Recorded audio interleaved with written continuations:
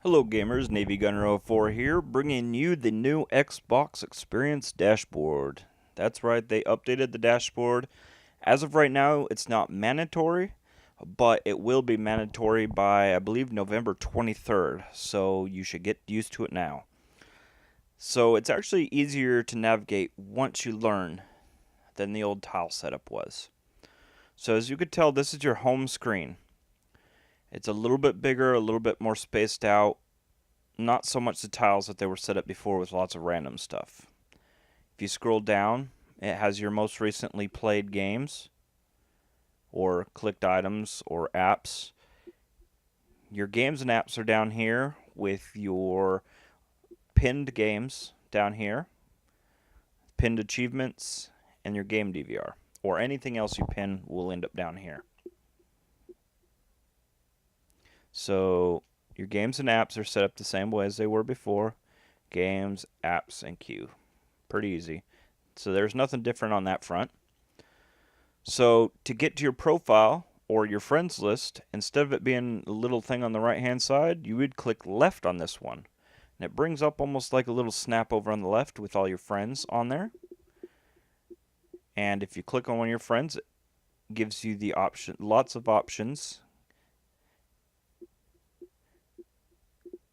And if you go view profile, it brings up their whole profile, which is different. And now, if you have it set up, an avatar set up, it will show your avatar here.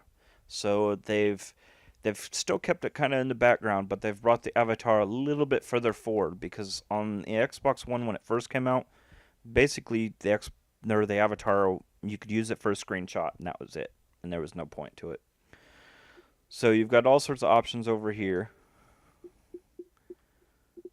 And then up at the top, you can see their feed of what they've been doing, their different messages that they've had, or if they have a screenshot library set up.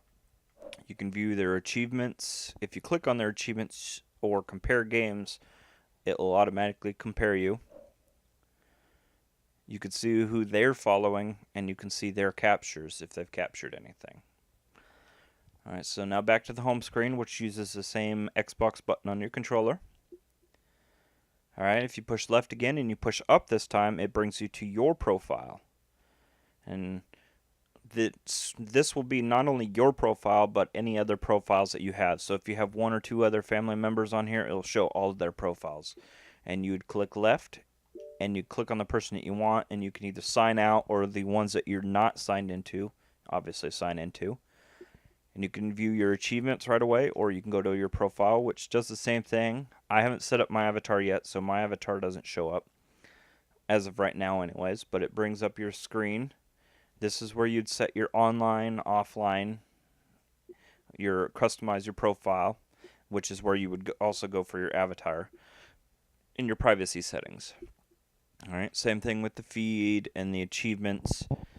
The biggest thing I liked about the achievement changes, let's just head down to, I don't know, Call of Duty, new game.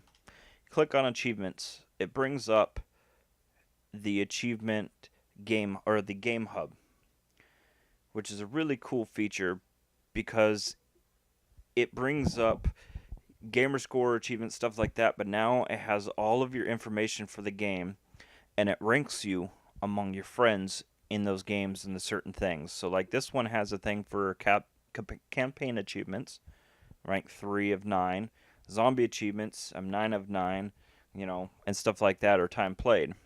And then if you want to see who's ahead of you, what they're ahead of you by, you click on that and it'll bring it up and see 1 hour and 14, 1 day 14 hours. I'm at 1 day 12 hours. So, and you can also compare with friends, and then when you click on friends, it'll bring up a list and you just click on which friend you want to. As of right now, it's just compared with one friend, I should say. Alright, so with the game hub that just got brought up, you can launch the game, get info about it.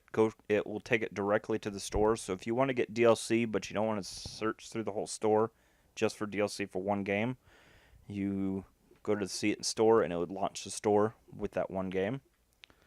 It's got a feed for if the publishers published anything, which as of on this one, they hadn't published anything. This is where they may have community events, special achievements, stuff like that. All right. And go to friends. It will show your friends who's played it out of your friends. And also people who they suggest, which I'm not sure how they suggest or how that part's done, but. And then captures, which is everybody's captures, not just your friends, everybody in the community.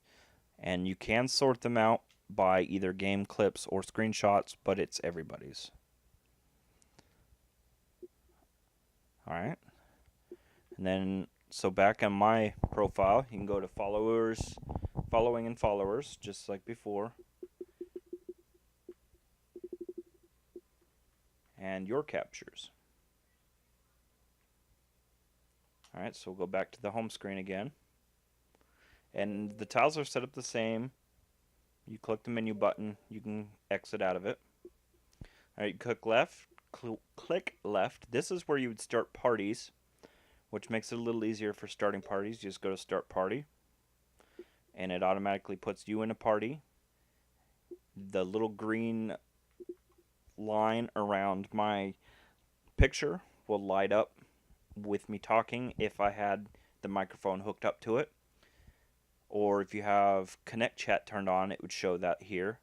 And as you can see the little Connect up there, that means you can broadcast your video, broadcast your chat through your Connect, and if you've got that enabled. And if you've got headphones on, it changes to a little headphone symbol. And that's easy as when you invite, just pull up one of them and it will invite. You can mute their party, switch to game party chat, or game chat, which is really nice for games like Call of Duty or Black Ops or Halo, where you need your team to work together versus just working in the party. You can make your party private. You can have text messages instead of voice chat, or obviously leave the party.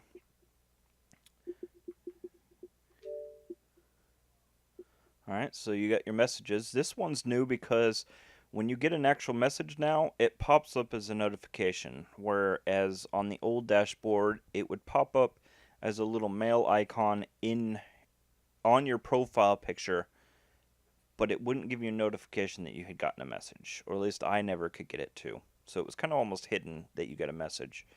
Whereas this one will pop up just like an achievement, and then it will come over here, and this will be, just your messages. And then you've also got notifications where it will tell you what games you've downloaded, if they're ready to start, if you've got achievements, if you've got game DVRs. It's basically anything that pops up on the bottom. Instead of being on that little menu that has to take you to on the top before, it all pops up over here. And then your settings, which it has a couple quick settings, which is nice. And then if you go to the settings, regular settings, it brings you into the actual settings app. Alright. So now, and last thing on this bar, so at the very bottom is the snap. And as you can see, it's looking like it would snap on the left-hand side, right? Well, we're wrong, because it still snaps on the right-hand side, which is good. It won't throw too many people off. And it works just like it did before. You can either tell your Xbox to unsnap it, or you can double-click your home button if you don't have a Kinect. And you can either switch between the two games right here, or you can click on snap. And go back to the home menu. Alright, I'm going to quit out on that. So that's where all those snaps will be. It's right there. Alright.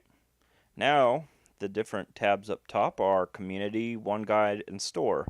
The Community is basically the activity feed, except it's dedicated to the activity feed. You can post stuff, other people can post stuff, comments, videos, shares, stuff like that all come here.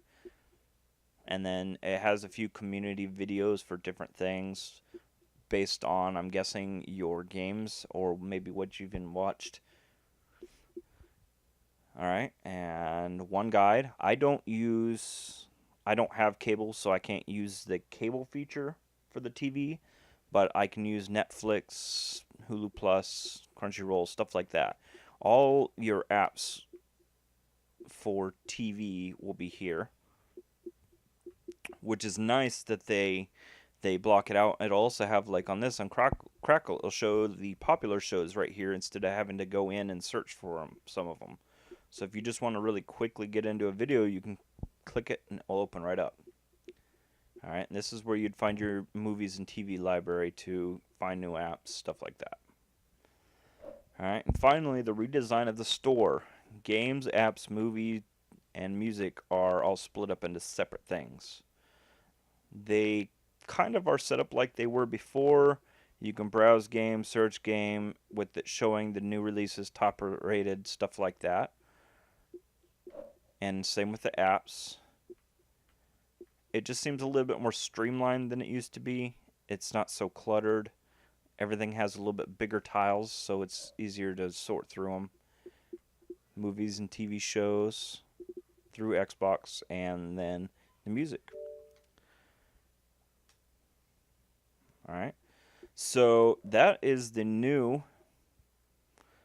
dashboard, and as you can see, it still uses the same listening devices as it did before. So that is going to be all for this update. If you have any questions, just leave it in the comments, and if I can find an answer for it, I'll reply back to you and let you know. If you have any other thing that you'd like to see, also put that down in the comments. If you could leave a little like in this video if you liked it, subscribe to my channel, and join me for the next video.